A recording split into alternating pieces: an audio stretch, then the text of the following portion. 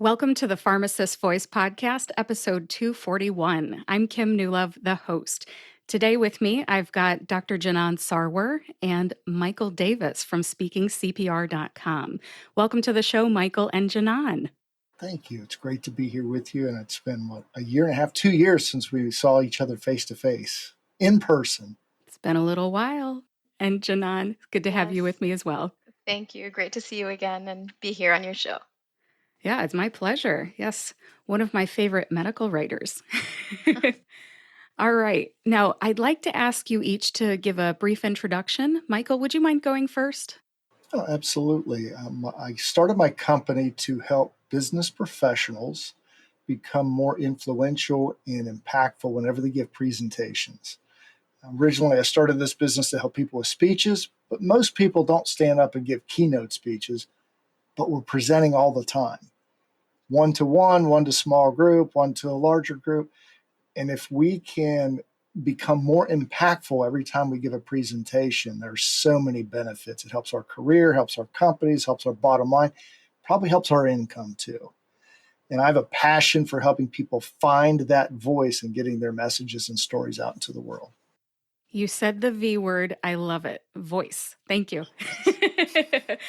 Yes, absolutely. Now, real quick, where are you from, sir? I am from Cincinnati, Ohio. Great city. My son is currently at the University of Cincinnati in his first year of engineering school. You have a wonderful city, sir. Yes, we do. Thank you. You're welcome. And then, Janan, would you mind introducing yourself? Absolutely. So I'm Janan. I am a pharmacist by profession, but I value my time in being a publisher, a medical writer, which I do on the side, and a career coach for other pharmacists. My pride is my business, Global Bookshelves International, which is a publishing company aimed at publishing diverse voices, and each of the stories are aimed at creating a more empathetic world. I think what we're going to talk about today related to storytelling or using our voices is just so important. So I'm excited to have this conversation with the two of you. Yes. Oh, thank you so much for being on this show. This is awesome because we can have Michael, who's the professional speaking coach, and we can have Janan, who's basically somebody who uses her voice in print and verbally, in spoken word. This is very exciting. Now, I understand that we all met at Medipreneurs in Cincinnati, Ohio, right? Yes, yes, we Yes. did. Yes. But after Medipreneurs, you two developed a relationship. Would you mind talking about that?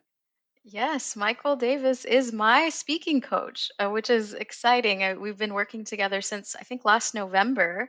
Mm-hmm. Really exciting. He's helped me. I'm in Toastmasters, which I know you are as well, Kim. We need to speak about that during this Yes. conversation. But Michael has helped me in relation to a competition, a speech competition. And then most recently, he's helping me with creating my message and crafting my storytelling framework for a TEDx talk that I'm giving later this year. So it's been a pleasure and an honor to have someone as expert as Michael. It's so important to have these skills and have someone to give you feedback. Yes. Evaluate to motivate, right? Isn't that a Toastmasters phrase? Michael, Yes. you're Yes. also a Toastmaster, correct? Or a former Toastmasters member, correct? Yeah, it's where I got my start 29 years ago. I had been was a financial planner at the time. Part of my job was to give retirement planning workshops. Sitting down in my boss's office one day, and we start going through all these evaluations, and they were bad, so bad that my boss looked at me at one point and said, "You're a lousy speaker. Your stories suck. We're going to give you 90 days to turn this around, or else we got to let you go." What I didn't realize at the time, Kim and Janan, I don't think I've shared this with you, is I was bearing a deep-seated lifelong fear based on an experience in first grade. I was humiliated in front of my class. And it was so bad that I covered it up over the years, but it was impacting my ability to advance my career, have an impact, be the best professional advisor I could be. I found Toastmasters and quickly found out that I'm not the only one that's ever had a bad experience. We've all had it. And it is natural to be afraid of speaking. It is wired into us biologically. With that knowledge and going forward and having more exposure and meeting world-class speakers over the years, I discovered, this can be managed. This fear can be handled. And there are a series of frameworks and processes you can use to be an impactful communicator. And I still do go. I'm working on 2 stories right now, and I like to go and get feedback. It is fine to talk to your dogs or to talk to the books in your room, but ultimately you need human feedback. So I still go. Awesome. You opened up with a story about your boss evaluating you and telling you that you had 90 days to improve. I've got to ask, did you do it? I did. Yes. I improved enough to keep my job. And I thought I would go to Toastmasters, go to a couple of meetings and fix this problem, quote unquote, and be on my way. And I discovered a deep-seated love of this process, this skill and art of communication and speaking. And it took off from there. And in 2018, I decided I need to do this full time because this is what I'm supposed to be doing. I appreciate you sharing that. And I must say, as someone who's heard you give a lengthy speech, I believe it was an hour or maybe 90 minutes. There was some Q&A at the end. You told us some great stories, but more than anything, I think you speak to pharmacists in the way we like to be spoken to. You have formulas for what you do, and you have Yes. lists. Pharmacists love that. It's like you have recipes. And I just wanted to commend you for being the right kind of a speaking coach for pharmacists. Well, and I appreciate you saying that. I have to compliment the people who taught me along the way and this is critical, whether you're speaking to 1 or 1,001, know your audience. Yes. Excellent point. I know, and I don't like to stereotype any group. However, there are personality types that are drawn to certain professions: accountants, attorneys, pharmacists, process oriented. You've got to have the details right, or else you could be sued. So I know there's process orientation and details that have to go into the work you do. I should be offering that in my presentations. Otherwise, there's not going to be a connection. I love the connection you made with us when you first spoke to us in Cincinnati at Medipreneurs. Janan, can you tell me what interested you in working with Michael as a speaking coach? What's most beautiful with what I took away from that same speech that we listened to was that Michael brought up of course, we all know there's an art to storytelling. But again, maybe the pharmacist brain in me when he said that there's a science to it as well. And he spoke about this code. I don't know, Michael, if you're able to share and would like to share it, but that has resonated with me every time I work with clients myself because, we're still talking about whether you're sharing your voice in a public speaking way or you're sharing your story in a book. It is so important as entrepreneurs or in any form being able to communicate your story or your message, being able to do that in a constructive way, in a way that enhances a change in your audience. It's beautiful that there's actually an art and a science to it. That's one of my favorite things I learned, and I said, "Man, I really need to learn more from this amazing gentleman that has all these great insights." So, thank you for sharing that with us.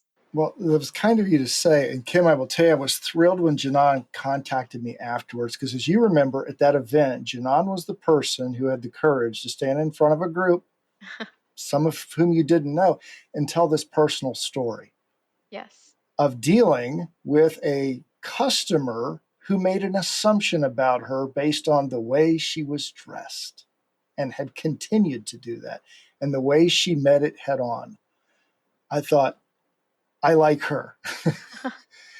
And it was inspirational because the best stories talk about those times in our life when we struggled, we have an issue, we face a challenge, and somewhere along the way, somebody put a message into us, or in the middle of the challenge, we meet a guide who gives us wisdom that helps us overcome the problem. Find the courage to do something new and different and face that challenge head on. And Janan, and she's been such a joy to work with because you are a student and you're a sponge.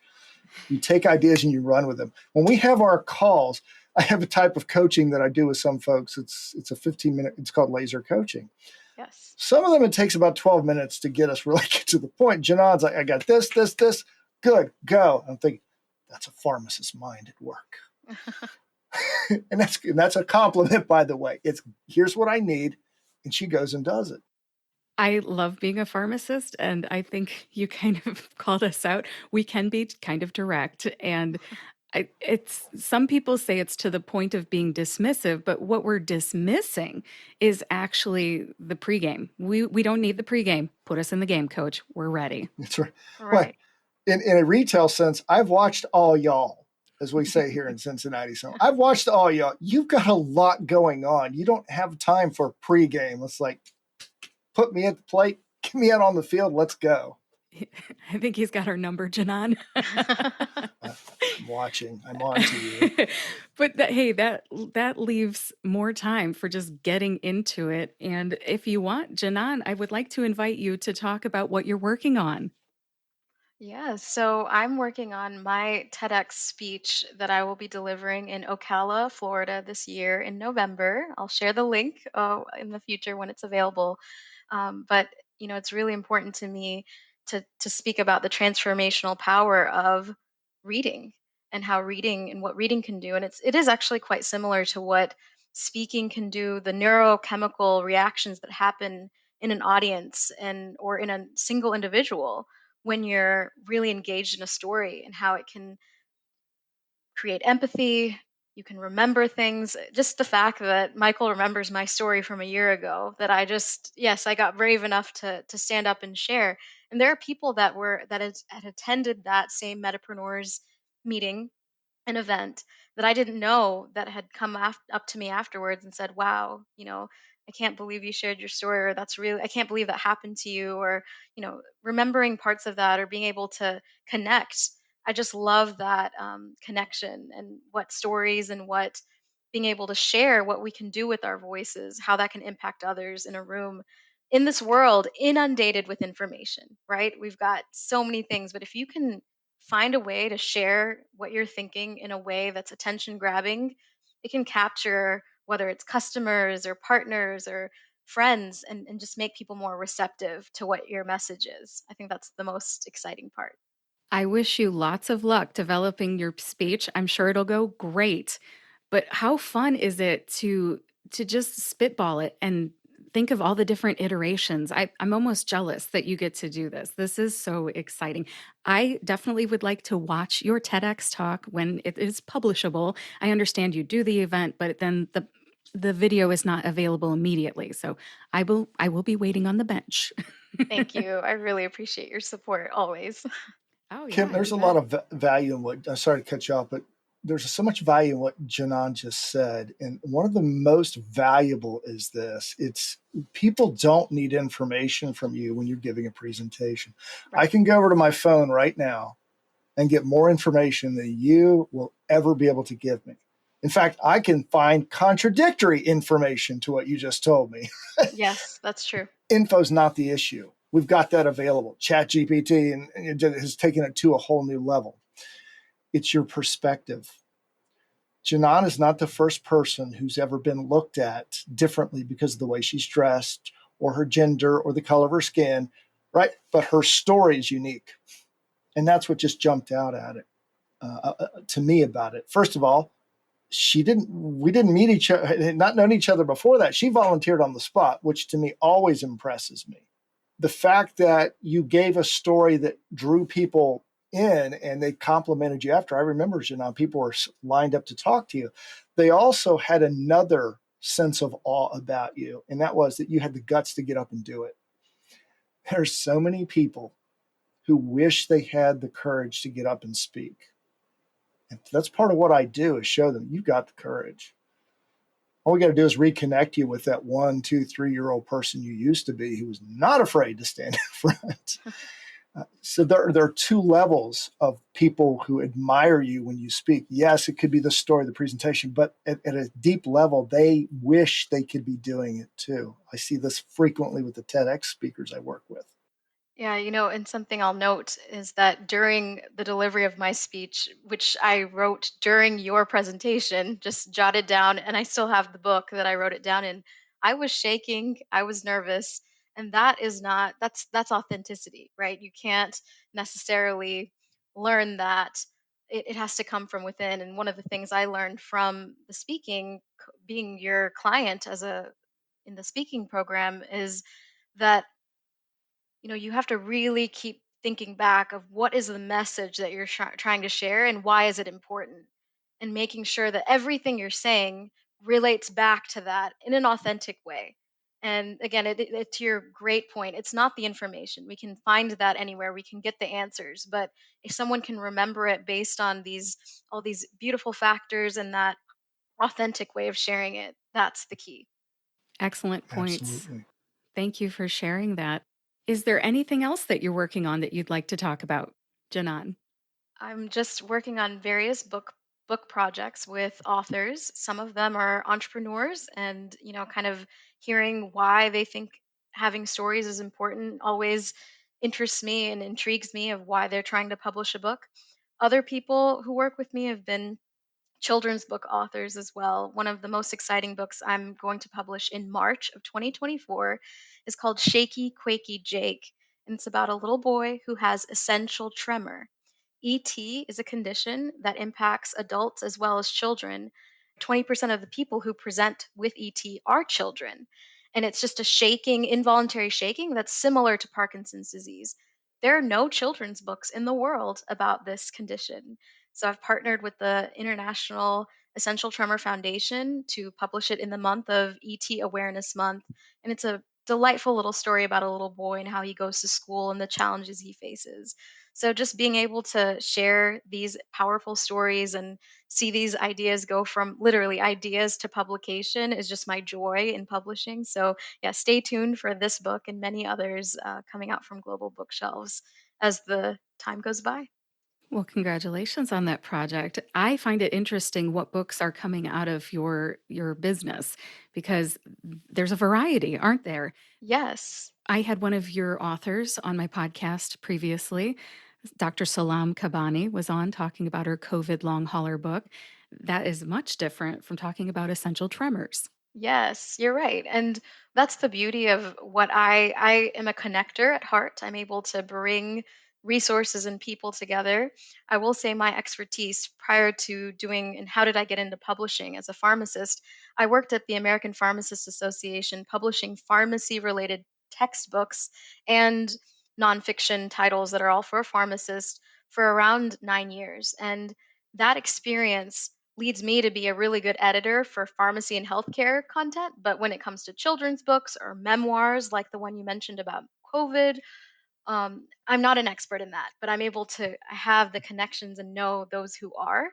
And that's the beauty of having a publication house and my being an entrepreneur myself, working on projects that have meaning. And the central theme of the books that I publish are that it's creating a more empathetic world and shedding light on areas and topics that are not mainstream and published regularly. So that's a joy that I have as well, trying to bring people's stories to light. Thank you. And your website, if anyone wants to check out the books that you've helped publish? Yes, it is globalbookshelves.com. Thank you. Yeah, thank you. Michael, did you want to comment on that? Yes, I'm so excited. I just got an insight. Janan, you just taught me something really important. For years, I had been saying that if every person on earth could sit down with one another for 5 minutes and share their foundational story, the world would be a lot less aggressive. We'd be a lot more empathetic and connected. You just made me realize we can do that through books. Yes. That's the purpose of books. And I think it's because you were talking about kids who have ET. It's like, oh my gosh, that's the little kid's story that I may never meet, but you just gave me that 5 minutes of that child's story. So now I do understand it more. So thank you for Yes. giving me that. You filled in a missing piece for me because that's been a frustration with me to think, oh my gosh, if we could all sit down, well, that's not possible with 8 billion people on the planet. But it is through books, audiobooks, podcasts. Yes, I love it when people use their voice, whether it's in the spoken word or the written. And you make a good point. We can all learn more if we experience the written word. Now, Yes. let's get on to a different topic here, slightly different topic. Let's inspire some pharmacists, pharmacy students, pharmacy technicians, whoever may be listening to this podcast to use their voices too. There are a number of things going on in the profession of pharmacy. Pharmacists out there tend to be disgruntled in the retail setting, let's just say. And some people out there are cringing that I'm actually talking about this out loud, but let's talk about this. Pharmacists need to be able to use their voices to affect the profession in a positive way. But some are afraid to speak because they're afraid that their employers will act out against them. Or they're afraid that once I say something, people are always going to hold it against me. But no matter what they are saying, no matter what the retribution might be, people need to be able to craft a message that gets their point across. And they need to be able to say that message with confidence. So, you talked earlier, Michael, about knowing your audience. Say there's a pharmacist. So, you're going to be my problem solver, Michael. Okay. Say there's a pharmacist who wants to affect positive change in the profession of pharmacy. They want to talk to their board of pharmacy. They want to talk to politicians. They want to talk to national, state, and local organizations. How would you recommend they share their story? How would you help them craft their message? This is a terrific question, Kim. And what I tell, and I've talked to Janan about this, anybody I work with, is before you go in, I mean, you get your idea what the message is you want to get across. Then put yourself in your listener's shoes. Yeah. Put them in the audience and look at what the problems are they're facing. You mentioned an important point. If I go out as a pharmacist and I just start complaining about conditions, you're a troublemaker, you're this, you're that, and they're saying, how can we get rid of this person? That's not what we want to do. Think of it from the pharmacy owner's standpoint, the politician's standpoint. What is their pain point? What are their pain points? How can your perspective help them solve that? I'm making one up here. Could be the pharmacy owner is seeing that um, profits are down. Maybe they have fewer patients coming in. Well, it could be because your process oriented group, the process isn't what it should be. We're making too many mistakes. Think about how what your, for lack of a better term, complaint is can best serve them and how they see the world. Take time to understand what their top problems are, their concerns. When you address it that way, they're going to listen to you more. And it's a subtle way of also getting your problem solved. Excellent response. Thank you for that. Janan, what would you say? I think it's so important. Michael brought up so many key points, and my advice for that student or pharmacist that's trying to make that change, go back to the principles we shared before on this conversation already. Know the audience, tailor the message so that it makes sure that you're going to resonate with who you're speaking to. Consider storytelling, telling a personal anecdote or a story about a patient or something that can really hit the point home so that it's less about complaining and about the actual issues at hand. And then a really big one would be to provide solutions, right?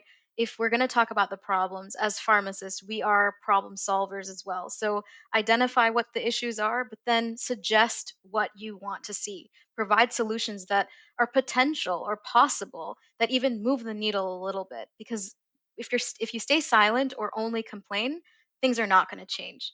So if there's a way you can productively speak to those that can make a change and give them ideas, it might start to move the needle a little bit.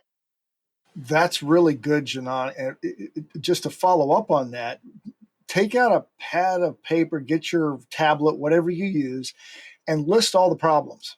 Yeah. And then pick the top one or two. Right. Start there. If you go in with a list of demands, so to speak, they're not going to hear you. Right. But pick that top one or two that is affecting you. Think about, okay, think from the other person's side. How's it also impacting them? And how can we collaboratively work to solve it?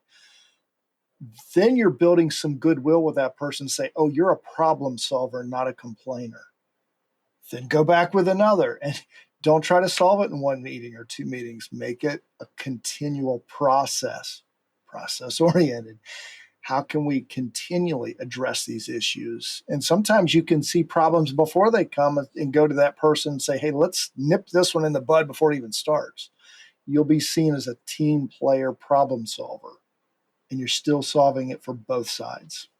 I appreciate those insights. I don't have anything negative to say. Both of you, excellent thoughts. I love the comments. Now, when I talked about knowing your audience earlier, the audience being maybe the board of pharmacy, politicians, or national, state, and local pharmacy groups, let's change the audience a little bit and see if your answer might change. What about addressing all of us as pharmacists? How would your response change? How would we, the people who want to affect positive change, address our peers so that we can get buy-in and we can work together? It's the same answer. Know what their concerns are. Now, as one of the peer group, you're tied in. You know what a lot of the problems are. You talk to your peers either at work or at meetings, association meetings. Same concept. Yes, you may have a laundry list. Don't go in with all of them. This is the one I hear the most common. If I was a pharmacist in that position, this is the top problem I'm seeing. Here are some ideas on how we could solve this problem. But go in addressing it as one or two, not the whole bundle. Get the ball rolling, get the conversation started. One of the biggest problems I see with presenters is they feel like, for example, I've got 45 minutes to talk. I'm going to tell you everything I've learned in the last 10 years in 45 minutes. No, you're not. Pick the top one or two. People will remember you. They'll remember that you're there to solve a problem, and it gets momentum. I'm a big believer in whatever issue you're dealing with, start building momentum. You don't solve it in one talk, one meeting, two meetings. It takes work to change the momentum of any issue, and you're not going to reroute a river, especially overnight. Follow-up question for Michael. How does one pick the most impactful story possible to tell to either peers or those people who are at the board of pharmacy or the politicians or the national, state, and local pharmacy organizations? How do you pick the most impactful story? You have to have an emotional reaction to it. It has to be something that you care about. And that's why it's critical that we tell our own stories. When Janan wrote that story that day at Medipreneurs, it was her experience. Now, Janan, you could have picked a story you'd heard about and read about online or saw a video about, and it would have been nice, but I wouldn't have felt it the way I felt yours. One of the biggest challenges I see with people I work with is they say, I've never done anything newsworthy. I've not sat in front of Congress and changed the law. I've not won a gold medal. That's not who people want to hear. I'm not saying those aren't good stories, but the most relatable stories come from people who are just like us. And And how can I was going to say, it's the emotional core that is where we get the change. When Janan talked about how she felt about that patient who kept coming in, treating her that way, it's like, oh, even though I hadn't experienced that, I felt it. Michael, follow-up question. Mhm. How can a pharmacist collect stories and just kind of keep them for when they do need to tell them? Do you have any suggestions? Yes, we all have phones. Put a file on your phone and put an alarm on your phone. And every day, at the end of the day, and I'm not exaggerating, it takes 60 seconds. What experiences did you have during the day that you had an emotional reaction to? Maybe you didn't have any. That's okay. Develop this habit of capturing your experiences, because experiences are the root of your stories. Excellent comment. Thank you for that. I Sure. appreciate that. That comes from somebody who probably does it himself. Am I right? Mm-hmm. I do. Absolutely. He's The shaking his head story yes. Rolodex. Yes. I like that name, Rolodex. Do kids even know what that is these days, the Rolodex? My grandpa used to have one of those. He was a farmer. He kept it on his roll top desk and he would go through it looking for whoever he was looking for. Anyways, Aw. I digress. Janan, did you want to comment about the question that I asked about changing the audience to the pharmacists and how to get their buy in and how can we work together? I think just reiterating the point that if you are able to share that, figure out the story that is resonating with the audience, right, which is peers, the goal is to get everyone around a common goal, because right now some of the stories and rhetoric that might be getting attention may not necessarily have a call to action that can be actionable. So finding out that idea before of, okay, what are the solutions, what's the one big problem, what are we experiencing, and then how can we galvanize each other to work together, and whether it's a grassroots effort or some movement to kind of go together and make that change that we're trying to see. Thank you for your comments. I appreciate your insights. Now, going back to speaking and storytelling and using your voice and relating to people, I want to talk about community issues. Pharmacists can have a huge impact in their communities. One on one, certainly at their retail setting or community practice setting, by talking to an individual patient, but also by speaking at career days and doing poisoning prevention education at health fairs, or joining the opiate task force for your county and doing substance abuse prevention and treatment education for school professionals or county workers, all of the things. So, when it comes to community issues, Michael, what recommendations do you have for pharmacists who may enjoy working one on one with patients, but are scared to death to speak at a career day or in front of a group of people about poisoning prevention? Okay, I love that example. This has been such an important topic to me of late, and that is become a better questioner. Each of us is subject to a condition called the curse of knowledge. I know my topics so well that when I talk to you, I start using terminology, language, acronyms, assuming you know them. And then when you give me responses back, I assume I know what you're talking about based on my filter. Now, I just said a lot there. Let's use poisoning prevention. What would be a common question you would want to ask someone to set up a conversation about poison control or prevention? My number one question, my icebreaker question is always, do you have this phone number programmed into your phone? And it's the poison helpline phone number, 1-800-222-1222. That's my icebreaker. So that's what I would say, because that question makes an impact. People literally take out their phones and start programming it in while we're talking. And then once they look up, they're already into it. They're engaged. They're ready to hear what's next. Okay, okay, let's assume we're doing that. I just put it into my phone. What's your next question? My next question is, have you seen my display of pretty poisons? And in front of me will be a number of look-alike items. For example, Sudafed, which is a small round tablet, looks a lot like Red Hot candies. Or I'll have Gatorade, and it looks a lot like mouthwash.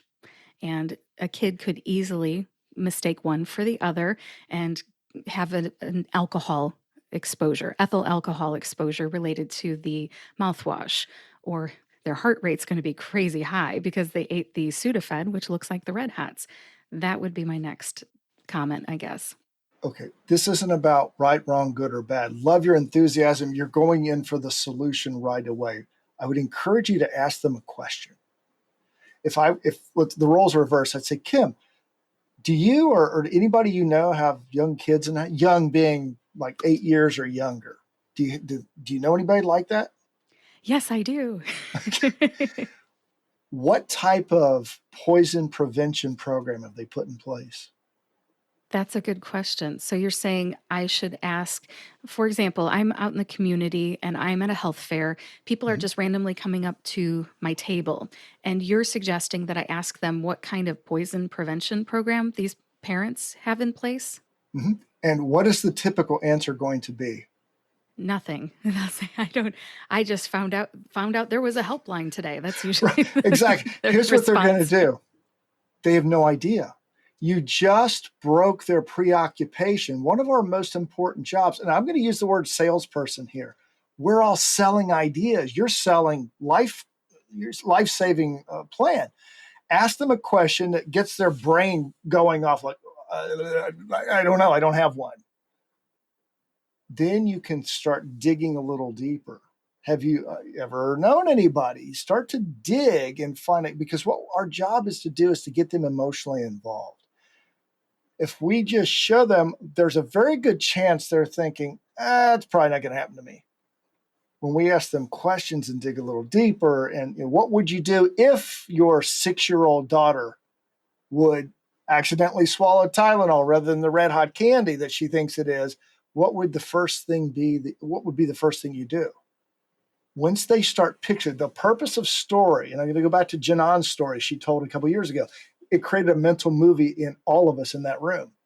By asking questions, you're getting them to create a mental movie that's not good, so that they will take action. First of all, I am putting that number in my phone. And then I got to really start thinking about or talking to someone about putting a poison prevention plan in place. It's no longer just this theoretical idea. You've emotionally created in them, I got to do this, because if I don't, it's going to be painful. These are excellent suggestions, and thank you. You're welcome. Janan, did you have anything to add to that?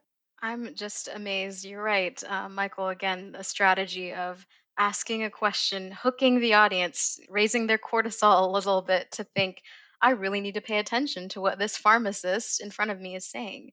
So that's that hook. How do we get someone interested and involved in what we're trying to share with them or sell them, as you were saying? Yeah, and here's a challenge that if you're a pharmacist, you have, and the three of us on a podcast, it's the safety of this room. Okay, we're talking theory. Right. You're each trained to answer a lot of questions all day long, right?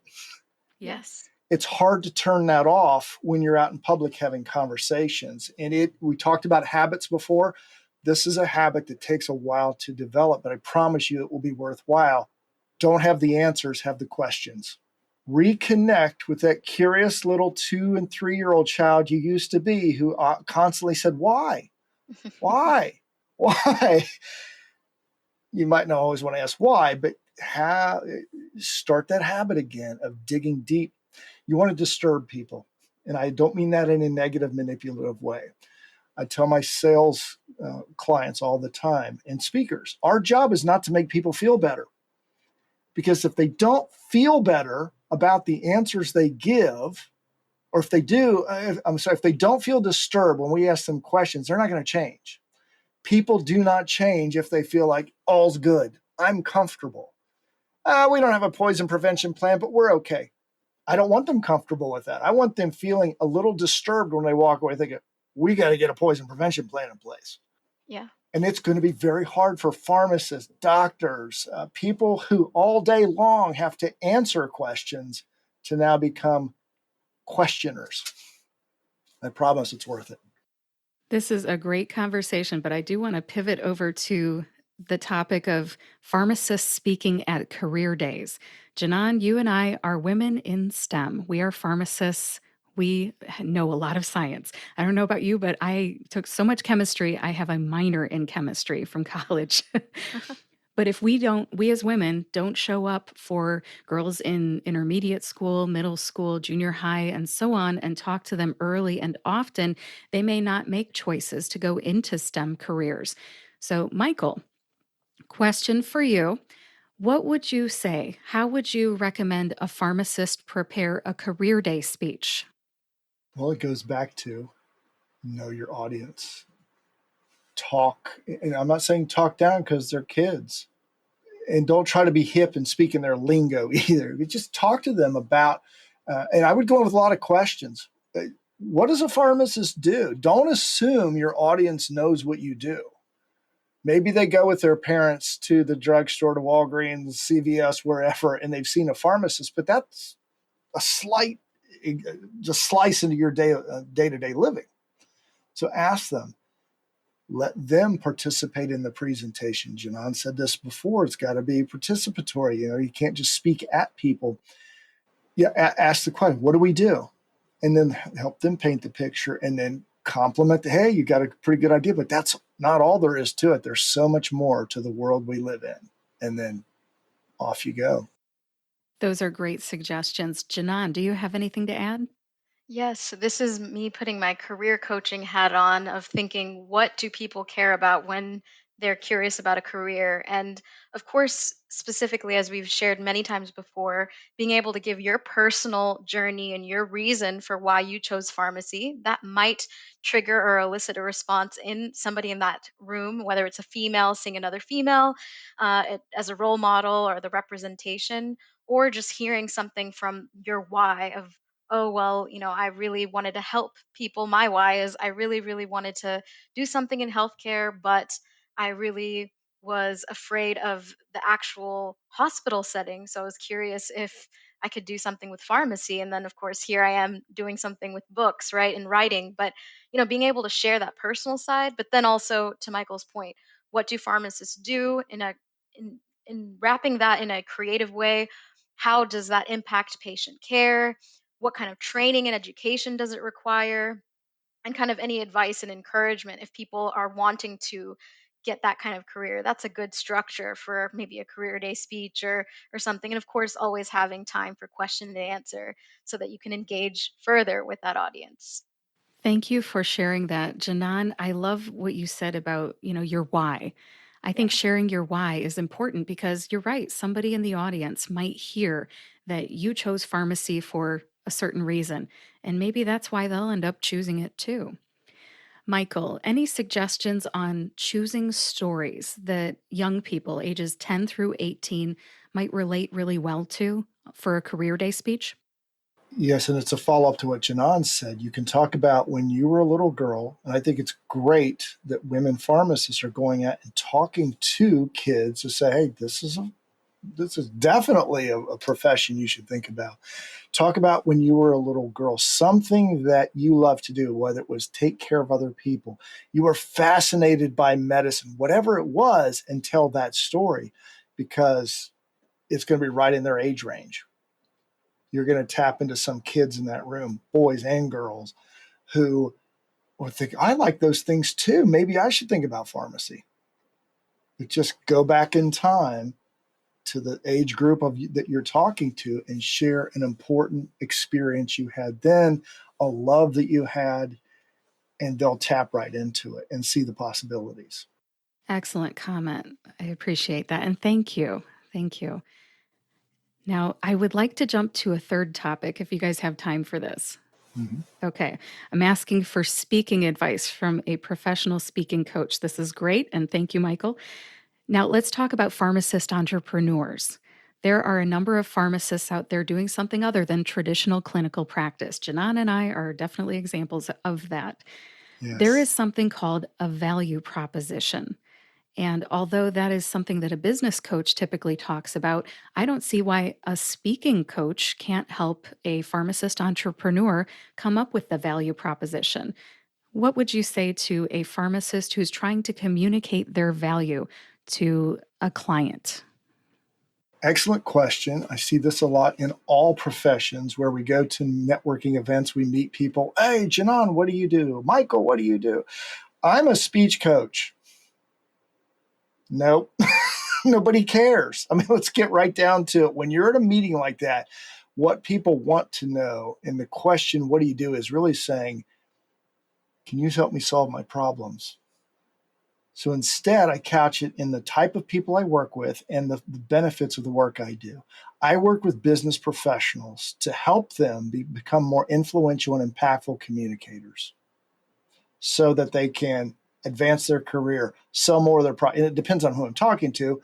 If it's pharmacists, so they can advance their careers faster. What you're saying is you can adapt your value proposition based on the audience. Yes, know where you're going to be and who you're talking with, but always couch it in terms of who it is you help and what's the benefit they get. Don't label what you do. Don't talk about your company.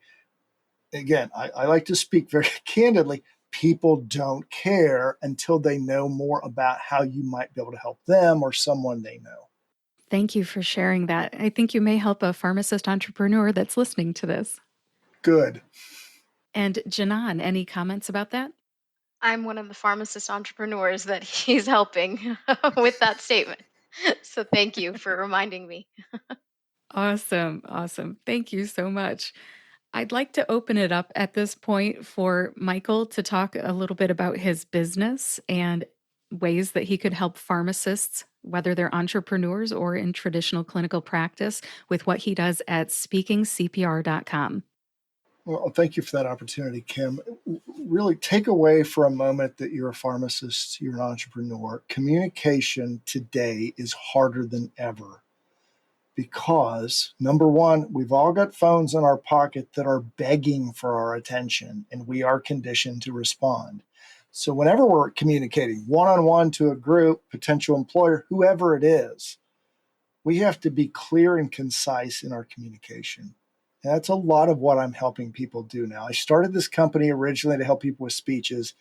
It evolved to speeches and stories, and now it's just flat out business communication in all forms.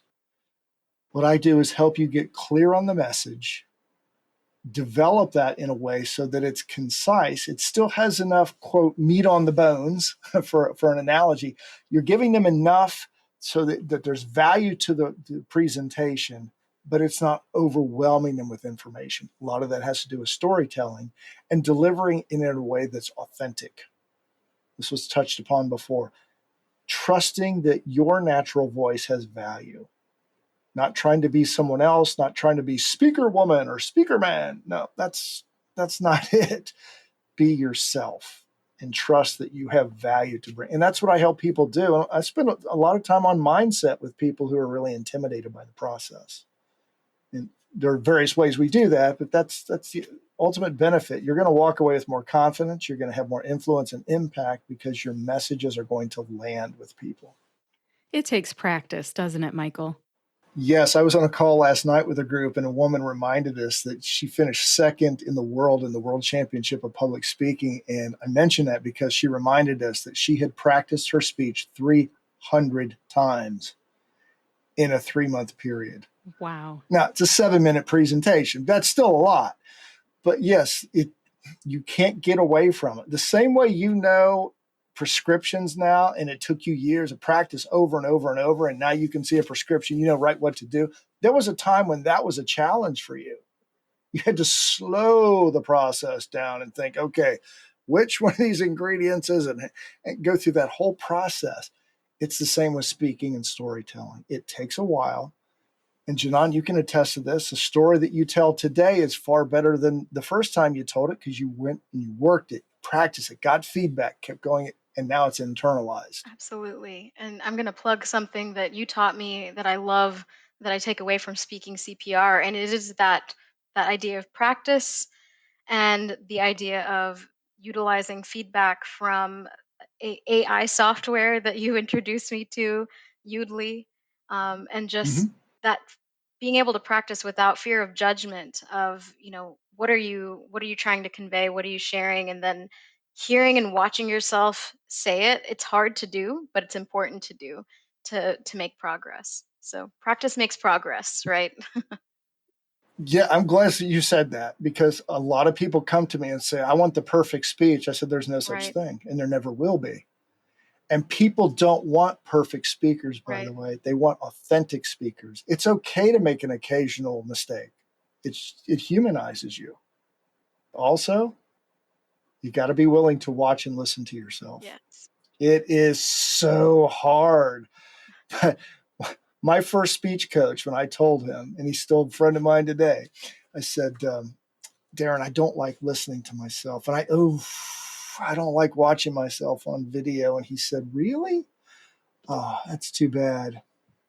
Guess what? We had to watch you. Oh, you're right, you did. And I love it because he's a comedian by trade. And it's a funny line, but underneath it is a hard truth. If you're not willing to watch yourself, how can you ask someone else to watch you? And I promise you, it's the fastest way to growth, too. I love that you talked about practicing and getting evaluations from yourself and outsiders, of course. When you talked about Speaker Man earlier, I want to say, just as a podcaster, that it takes time to find your voice and not sound like Speaker Man. And if you sound like Speaker Man at first, you will notice it and it will go away. So if you find yourself being speaker man, it's not black and white, like you either have it or you don't. It will go away if you notice it and you care about it going away. Just give it time and keep at it. Oh, Kim, that's so important. There's an old, and I'm paraphrasing this, but anything worth doing well is worth doing poorly in the beginning. And just like every skill that you have today, whatever it is, driving, being a pharmacist, being a parent, whatever, you weren't very good at it in the beginning, but you got there. It's no different with speaking. I agree with that, especially as a podcaster. Episode 1 is so much different from episode 241. This is episode 241. Big difference. I have matured over time. I've gotten feedback. I have grown as a person, and you, my dear listener, can as well. As we start to wrap this up, Janan, I would like to offer you an opportunity to plug your business, Global Bookshelves International. Would you like to share anything else about that? If you have a story that is important to tell and you need someone to support you, I am here to help with any part of that journey in publishing it. And otherwise, as I mentioned, I have some beautiful books that are about diverse cultures and traditions and customs that maybe you haven't heard of. And I think it's really important for us to all embrace and learn about each other, because when you peel back the layers, we have so much more in common than we are different. So check out globalbookshelves.com. And thank you again, Kim, for this opportunity to chat and talk about speaking and storytelling and all of the above. It was a wonderful experience. Well, thank you. Thank you both so much for being here on the Pharmacist Voice podcast. Take care. Thanks. Thanks again to Michael and Janan for being on the Pharmacist Voice podcast, episode 241. Throughout our discussion, Michael and Janan both referred to a story that Janan shared at Medipreneurs 2022 in Cincinnati, Ohio. Now, if I told you that I had a recording of that story, would you want to hear it? If your answer is yes, then give this a listen. Please excuse the poor audio quality. This was recorded from 20 feet away from Janan. I give you Janan Sarwar's story from the 2022 Medipreneurs Summit in Cincinnati, Ohio. Take it away, Janan. My name is Michelle Janan Sarwar. You may be confused because he just asked me, and my tag says Janan. We've been talking about our pharmacy origin stories, like the Hog Farmer, Reformed Hog Farmer, which is really exciting, but I wanted to tell you my story. I started working as a pharmacy technician at a Walmart pharmacy in Alcoa, Tennessee. Alcoa stands for Aluminum Company of America. It's outside of Knoxville. There's a lot of factory workers who work there, and let's just say the people who lived in that town weren't really used to seeing people like me.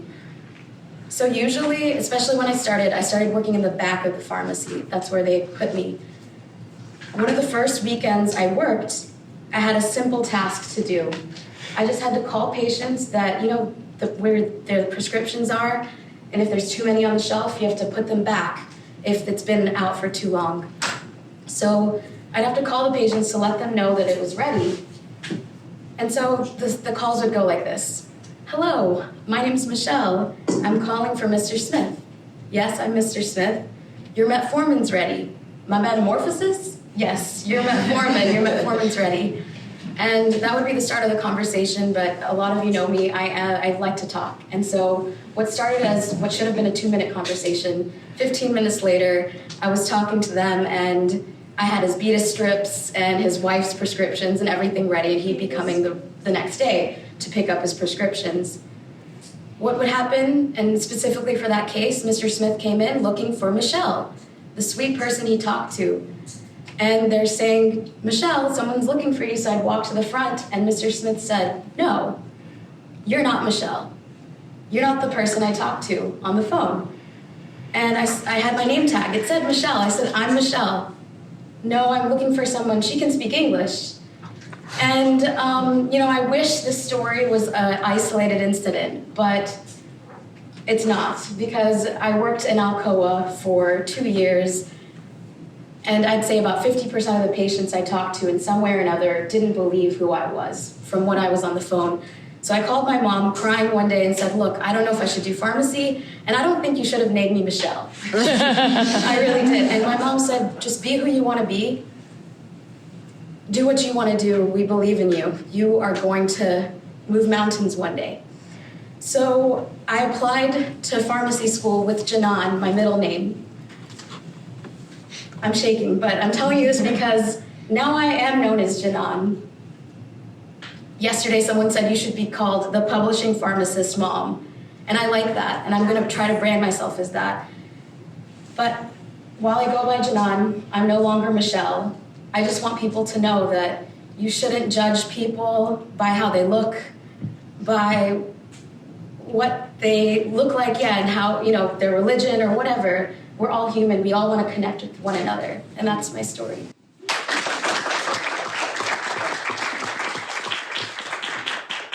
That's the end of the audio clip. Thank you so much, Janan, for permission to share that audio clip. Now you, my audience, can hear why the story made an impact on the audience in the room. Janan shared something highly personal, and she did it in a way that brought the audience, us, into the pharmacy on that day with her. I believe that everyone in the room had an emotional reaction to that story. Here's my hope. May all our stories make an impact when we tell them, no matter what the through line. As I wrap up this episode, I want to thank Michael Davis from SpeakingCPR.com and Dr. Janan Sarwar from Global Bookshelves International for being my guests today. Our focus was public speaking, storytelling, and relating to others in spoken or written word, in spite of our various backgrounds, experiences, and priorities. I hope you feel inspired to use your voice to tell your stories now, too. Thank you for joining me for episode 241 of the Pharmacist Voice podcast. Please visit thepharmacistvoice.com to read the show notes. In the show notes, you'll find bios for Michael and Janan, links to their websites, Toastmasters website, Medipreneurs website, my social media links, and much more. Check out those links on thepharmacistvoice.com. Click on the podcast tab and search for episode 241. If you know someone who needs to learn how to craft a story or be the speaker everyone wants to hear or publish a book, please share this episode with them. And if you like this podcast, please subscribe to or follow the Pharmacist Voice podcast on your favorite podcast player and YouTube to get each new episode right when it comes out. Thanks for listening today. I'll talk to you next Friday.